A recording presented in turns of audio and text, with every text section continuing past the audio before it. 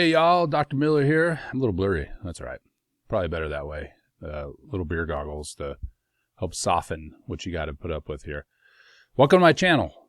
If you haven't already, check out other stuff on my channel. I got lots of stuff on my channel. If I say the word channel enough, maybe that's like a YouTube algorithm booster. I don't know. I mean, there's like, right. Do subscribe though if you haven't already. If you've enjoying the content, if you don't, then that's totally up to you. You're allowed to do that. In this video, if you end up liking this video, like it. Push the like button. If you don't, again, that's okay too, but you're more welcome to watch it before you make that kind of commitment as always. All right. So I have a Journal Club's review today. I've had this sitting on my desk for a while, and I actually started to record the video, then I'd get busy, then, so if you want me to be able to do more content, then subscribe to the channel. That'll really help, because then I can make bank off of YouTube and just make videos all day long. Right. And then I could start making those advertisements like, do you want to make money on YouTube? And then, like have some sort of beach scene behind me that isn't real, or right. Rent some yacht and stand on it and be like, you could be rich too if you, okay. All right. So I've tried to put this together, but these are 3 studies, and I thought this was interesting. So a while back, this shows you how a while back it was, I put a rant together on testosterone levels in men and how it's a big deal, and how the decline in testosterone in men is a concern. And how we're dealing with it maybe isn't the best.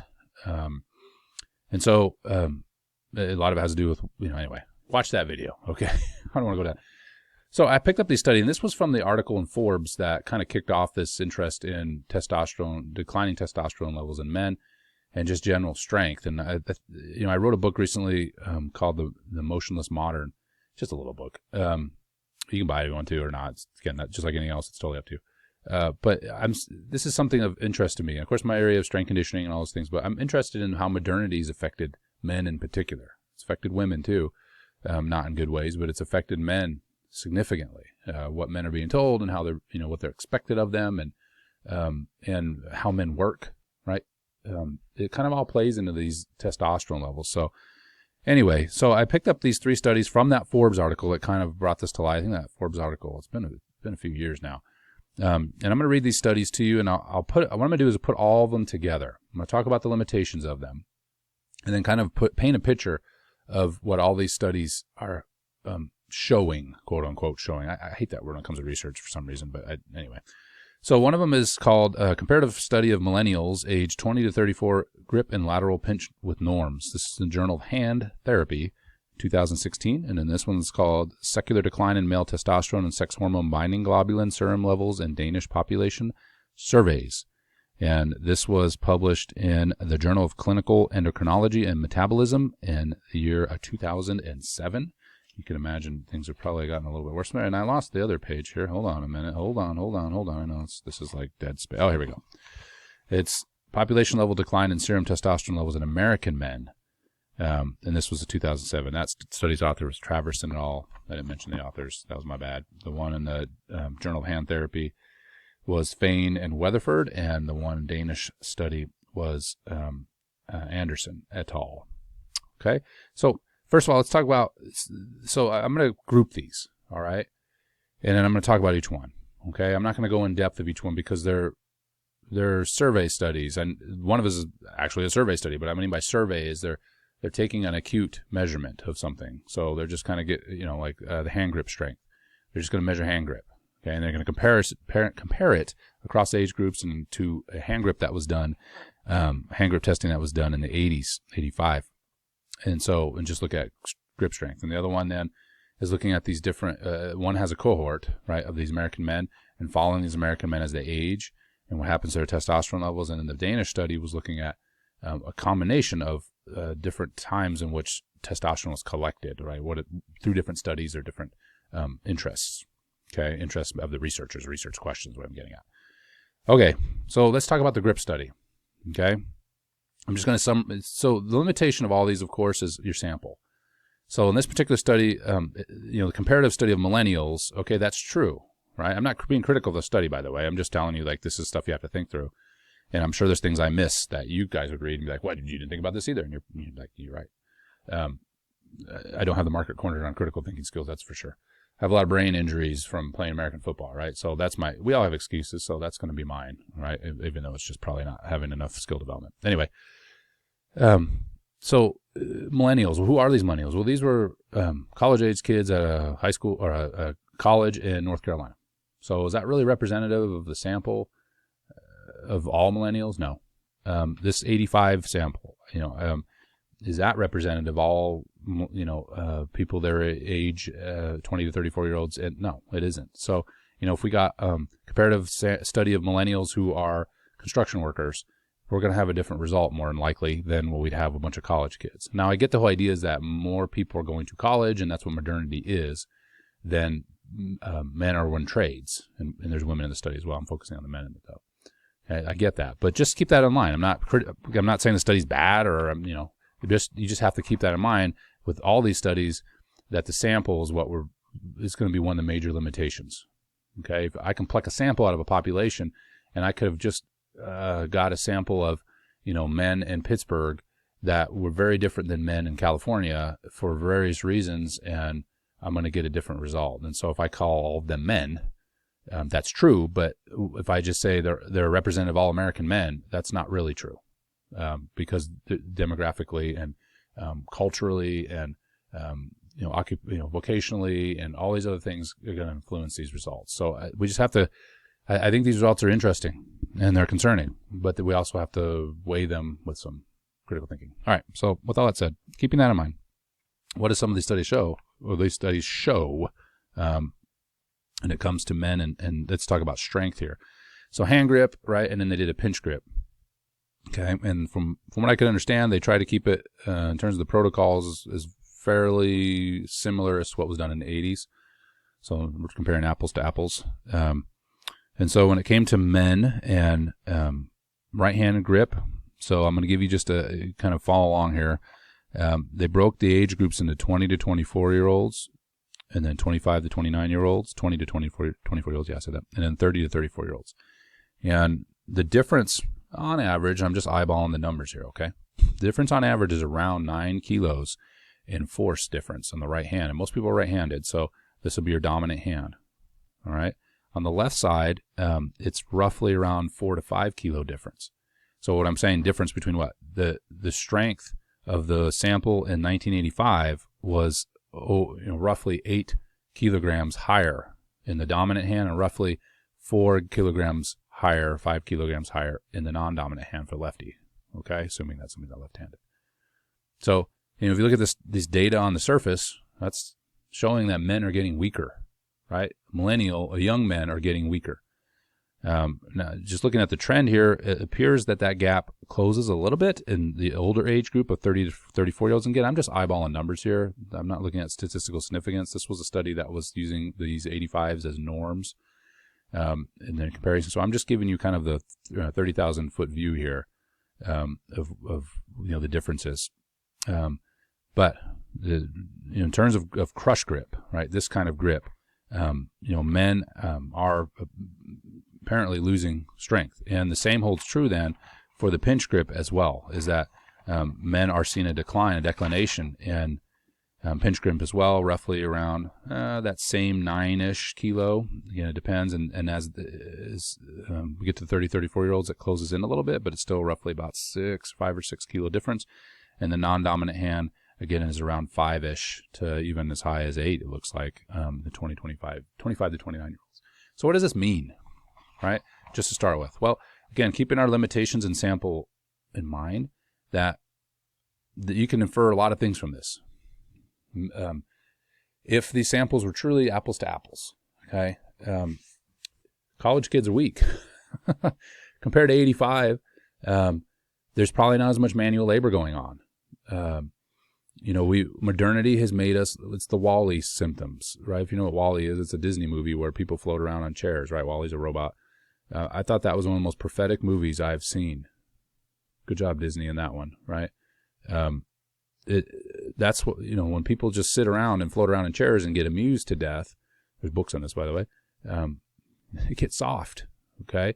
And so, obviously, I think there's been a little bit of a push because of the realization maybe our food supply isn't as good as we thought in terms of health, not I'm not a conspiracy theorist, at least not yet, in that area. But you see a lot of people, that's not fair. You see some people returning to more of at least like hobby farms and things like that. People are, I think what I've seen in the collegiate realm, and I'm actually encouraged by this as a professor, is a lot of young men in particular are going into the trades.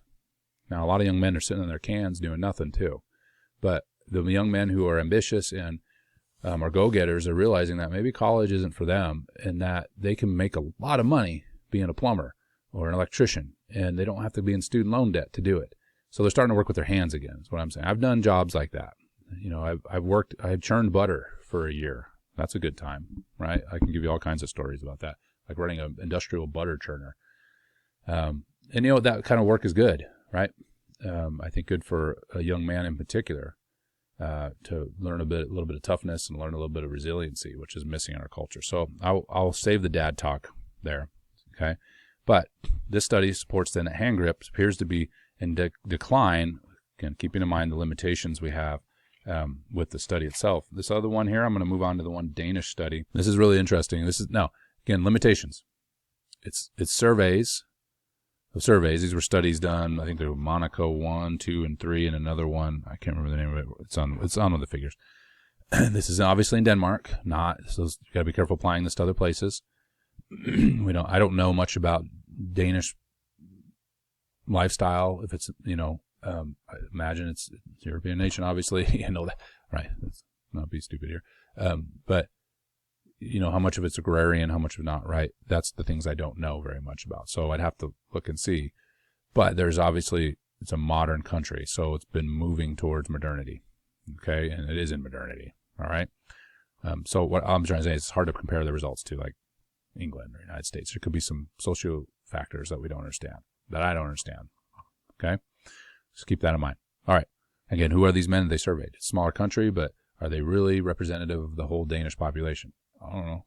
Okay. But again, we can look at these trends here, and they are interesting. There's some really nice figures. They plot out these testosterone levels over time, the data that they have, and you can kind of see how T levels are changing, not for the better, over these different cohorts from year to year. So let me talk about these cohorts real quick. So there's these age brackets. So taking from these studies, they have these different groups of men who were born in different times. So, for example, men were born in 1921 to 1926 is one cohort, 31 to 39, 40 to 46, 49 to 52, 56 to 61, and 69 to 1970. Okay?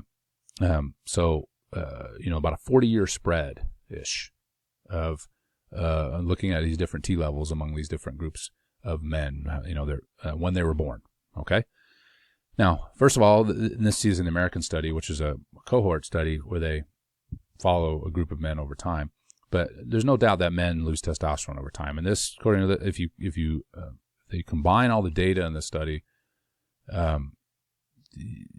you'll see that roughly a 31% decline in testosterone from the age of 30 to 70 years old. Okay. Now the 95% confidence interval is 38 to 24. So it kind of gives you an idea of the spread there. 31% decline. All right. Now, is this, because this is a study of surveys, right? Is this a perfect number? Absolutely not.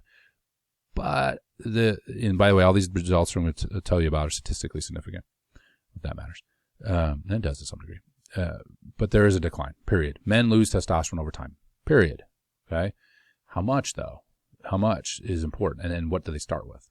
All right. Now, looking at the birth years cohort, just by year. So when they were born, I'm just going to kind of highlight the edges here. So 1921 to 1926 was the reference, their amount of testosterone. And I'm just going to throw it all the way out to 1969 to 1970. There's a decline of 14%. All right, 14%. So 1921, 1926 was the reference. 1969, 1970 was all the way out, like I mentioned before. 14% decline in testosterone, depending on the birth year. So, and it declines fairly linearly. So like 31, 39 is 8%, 40, 46 is 12, 56, 61 is 12, and then 69, 70 is 14. So if we just look at, depending on when a man was born, right, if we're on a 40, 50-year spread, you're talking about a 14% decline. The confidence interval is 22 to 5% difference. Okay, now notice that confidence interval went all the way low as 5%. So again, I shouldn't think it probably, I'm just hypothesizing here that shows you the spread of what probably what men are doing. And that's what this whole point of this Journal Club's review is what are men doing? All right, what are we doing? All right, and then the last one here is taking into account the decline in age, or increase in age, I guess I should say, 30, 40-year-olds, 50-year-olds, 60 or 70-year-olds, and now thinking about the cohort.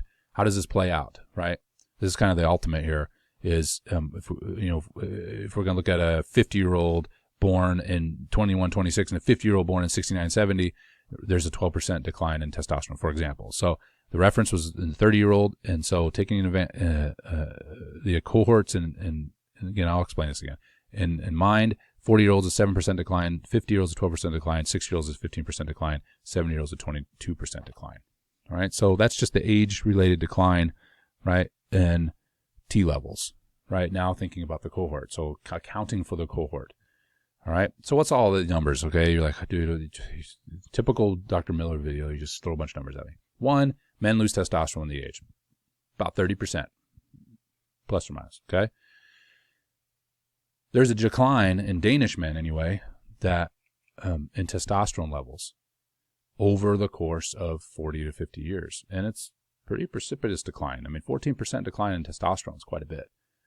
All right. Now, again, there's some problems with the study, and it's not perfect, but I think it's, again, we're seeing a trend here, and that's why I'm putting all these studies together, okay? And this last one, and, I'll summarize all this. You're like, well, you left me hanging there. Well, that's all right, because that's what I do.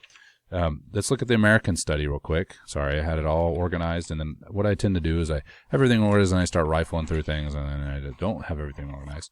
And I was going to also make a comparison between the Danish and American men, and not surprising, the Danish men had higher testosterone levels at the age groups than did the American men. So even across culture, it appears Danish men have more testosterone than do American men. All right, and again, why is that?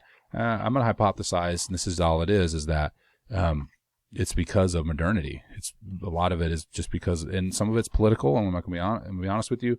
Men are not incentivized to work anymore. They're not really told they need to work anymore like they used to, and so not surprisingly, they don't work anymore. And what kind of work then are we talking about? I'm saying I'm a desk worker.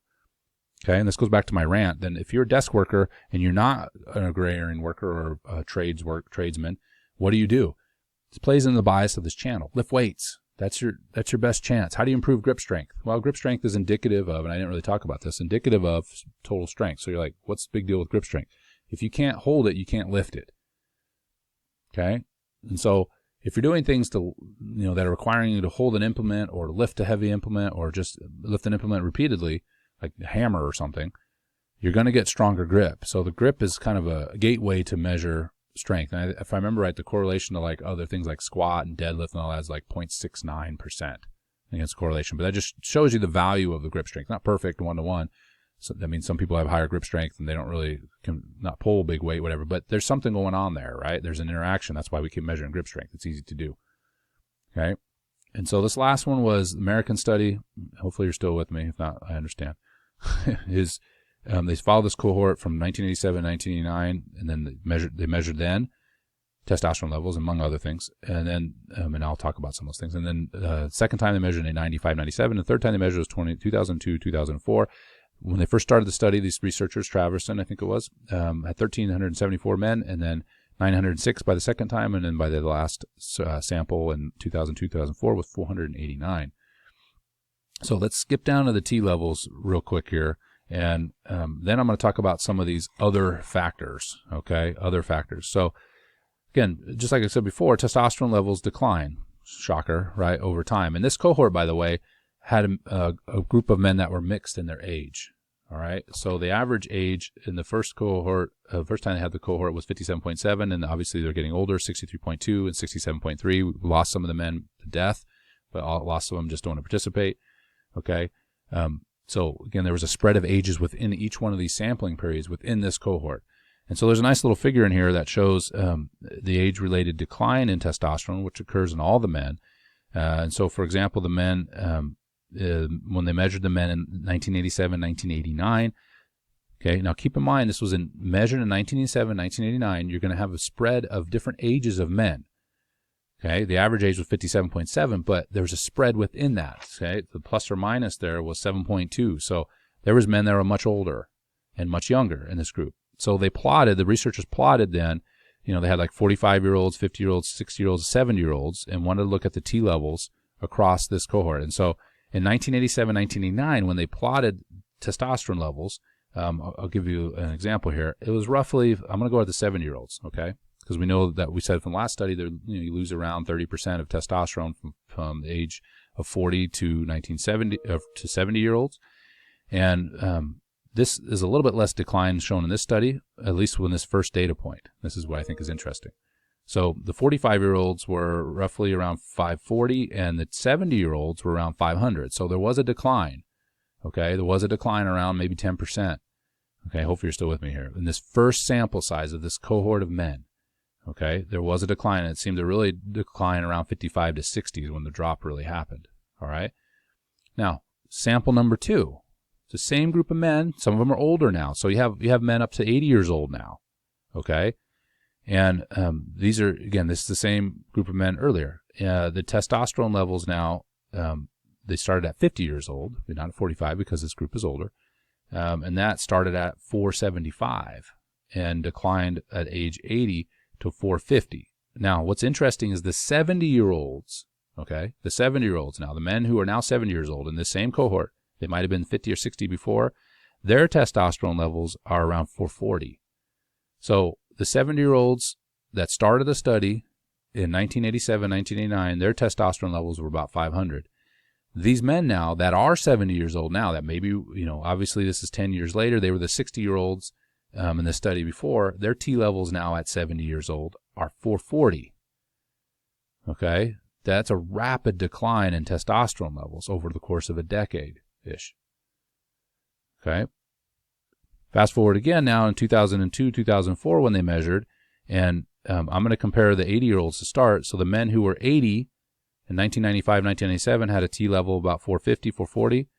The men that are 80 in 2004, 2004, these men that are 80 years old have a testosterone level of 375. The 70-year-olds are around 430. They're a little bit lower than 1995. Okay, and you see this general trend if we looked at the 50-year-olds. The two samples we have 50-year-olds, these men were 50 in 1987, 1989. It was around 530, and then men at 50 in 1995, 1997, it was around 480. Okay, so those are big drops within the same study. So you have 1,300 men, different ages. And then you have the same group of men that have, there's less of them in the next one. And you're seeing these big drops in testosterone levels. Now, let's kind of factor in some things here. You have a sample that's in decline. So why? Some of these men may be dying off. Maybe the ones that had higher T levels. Maybe they're dying off, right? We have to think about some limitations here, of course. Maybe some of the men don't want to participate that have higher T levels. I don't know. Okay? There's a lot of rabbit holes we could climb down here. And so we have to make sure we keep those in mind when we look at this data. But overall, it's not real encouraging, right? That basically the trend here is that American men are, not only do men lose testosterone with the age, of course, but American men are losing testosterone rapidly compared to previous generations. Modern American man is losing testosterone rapidly compared to the modern American man. Or now the modern American man has lost a lot of testosterone. Okay. Obviously that's, I think it goes without saying it's a concern. I did want to point out one other thing in this study I thought was really interesting is the amount of medication use. And I was playing this back into my, how important testosterone is for men and their health. Okay. Now keeping in mind that this study, these men are aging overall, right? 57.7. And then the last measurement was, 10 years later, because it's 10 years later, at 67.3 was the average. Okay. But I thought this was interesting. Prescription medication use.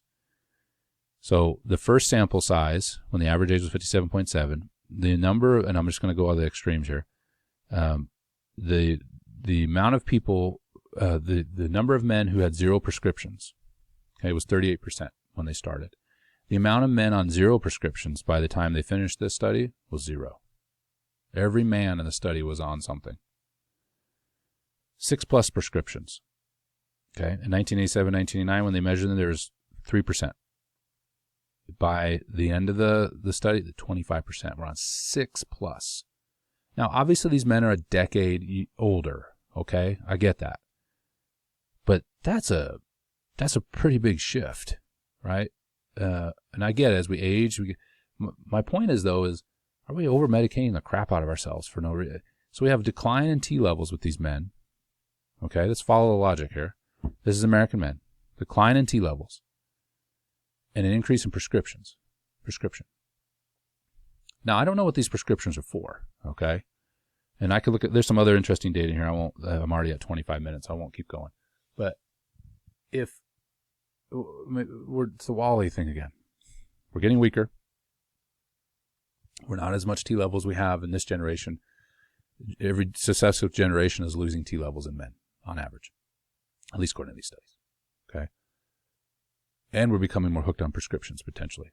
Again, there's a lot of details here that I realize that influence what I'm talking about. I get that. Okay, I'm not trying to make a direct line here, but if I put all this data together and kind of draw a picture, at least a loosely formulated picture, this fits the bias, right? Lift weights, train as you age. Don't rely on prescriptions. If you're a man, and this goes for women too, but I'm focusing on men specifically. If there's a man in your life, right? We need to be active. We need to and do things that elevate T levels, and that activity is the simplest way to do it. Certainly, lifting weights though would be a great way to maintain our strength levels. There's something that happens when men lift weights that it's artificial. It simulates the agrarian lifestyle we lost, and some of it's I get sports and things like that, but a lot of it's just efficacy, feeling like you can do things. What's that? I can't remember. Act of Valor, I think's the name of the movie. And I'm going to butcher this, guys. I'm sorry. I can't remember who said this. I want to say it was Tecumseh, but it was basically the hardest, and I'm going to butcher this. Some of you probably know this quote, and you're like, you butchered that. Fair enough. Is, the hardest part about hardest part for a man and growing old is, people don't see him as dangerous anymore. Okay, I know I butchered that. All right, but the point is, though, as we get older, we don't get, why? I mean, when I'm 55 years old, I want to be seen as dangerous still. Not because I want to be a thug, but because I'm still a man. I'm still strong. I can still do things. I can still defend myself. I can still defend my family. I can still, go to the store and pick up a bag of dog food like it's nothing. Right? I mean, this is not machismo stuff. This is not, Rambo, and I grew up in the 80s. I grew up with Arnold and all that. I'm not talking about that Expendables movie or something. Those are funny movies, by the way. It's not that. It's part of being a man, which is being able to defend yourself and to be effective and to be able to be seen as, and I'm going to use this word carefully here, useful. That doesn't mean you're not useful if you can't pick up a bag of dog food. What I'm saying, though, is I hope you know what I'm getting at, is modernity has killed men. And part of it is our own fault. And we need to take back being a man again. And part of that is, if we can't do it through our jobs, I don't work an agrarian lifestyle, then my next best thing that I can do, and then related to this channel, is lift weights and, eat well and take care of myself physically, at least within, not being obsessed about it. I think we have a culture that's completely obsessed with this stuff, but being honest and saying, I don't need to eat, 15 Twinkies, or maybe I should eat some real food. Okay. And some protein. And again, I'm going to lift some weights, and I'm going to do some things that, require me to use my hands a little bit. Okay. Hopefully that's not too preachy. Probably it is, but I'm looking at this data though, and it's a concern. I'm concerned. I look at my own son and I look at myself and think, man, we without going on another rant here, we're doing things wrong for men. And when it comes to this channel and what I focus on, lifting weights is going to be the best thing that a man can do. Okay. I encourage probably those of you watching this, if you're still watching this, that you're doing that anyway as a man, but I encourage you to get involved with weight training. Even it doesn't have to be, you have to try to max pull everything. Just start lifting weights. It's going to do a lot for your T levels. It's going to do a lot for your strength. It's going to do a lot to stay out of the 6+ prescription group. And it's going to start to show up in things like hand grip, which means you're a stronger person. You can do more. You're going to feel better about yourself. I'll finish with a story of a gentleman that I know. I think he's in his early 70s now. And he came and did Olympic-style weightlifting, never lifted in his life. And his story was, his friends he's like, all they do is drink beer, and they're fat, and they're on, medications and all that stuff. He said, I realized I didn't want to do that. And so I started lifting weights. He was in his late 60s when I first saw him. maybe early 70s. And he's in great shape now. And one thing he would always tell me, he had a very strong, he's Iranian, and he has a very strong accent. So I'm trying to simulate his accent, but just because I remember how he elongated the word.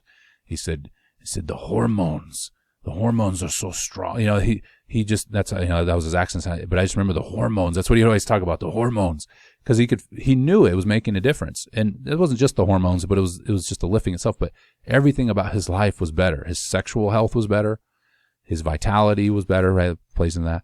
His efficacy was better. He does things that young men can't do. Okay? He's still older, and yeah, he hurts, but he's strong, and he's still very active, and he has no intention of slowing down. He owns businesses, and he develops things, and he's right? This guy is doing stuff, and that plays into this idea. He took control of his physical health, and instead of just relying on medications, he's putting in the work and lifting weights. He deadlifts in his living room. Maybe not have to be that extreme, but the point is he got after it and he stayed with it consistently. Okay, I've jibber-jammered now for a while. I apologize for that at the end here. It's just something that for me is a big deal, and I see a lot of men that are falling in this prescription trap, and it's taking away from who they are as men and all the good things they can be contributing. And it may be something as simply as going to the gym 3 to 4 times a week and just having a 45-minute weight training routine using all machines. If you don't want anything, because your back hurts, your shoulders hurt, I have problems too. Do it, because it'll show up and make a difference in so many ways, and those around you. All right. See you guys in the next one.